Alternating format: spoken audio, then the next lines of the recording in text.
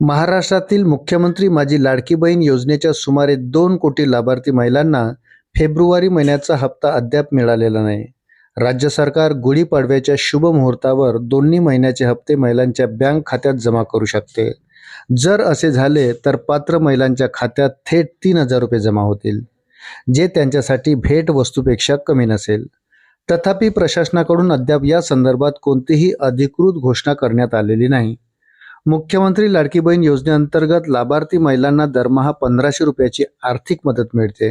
तथापि मार्च महिना अर्धा उलटून गेला तरी लाडकी बहीण कुटुंबांना फरवरी महिन्याचा हप्ता मिळालेला नाही. त्यामुळे त्या गोंधळलेल्या स्थितीत आहे. अहवालानुसार सरकार तांत्रिक प्रक्रिया आणि बजेट वाटप अंतिम करत आहेत. असे वृत्त आहे की सरकार एकाच वेळी 2 महिन्याचा निधी एकूण 3,000 रुपये जारी करू शकते.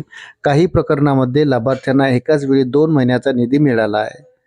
महाराष्ट्रात 19 मार्च रोजी गुढीपाडव्याचा सण साजरा केला जाईल. मराठी नववर्षाच्या सुरुवातीच्या निमित्ताने महायुती सरकार आपल्या लाडक्या बहिणींना एक महत्त्वाची भेट देऊ शकते.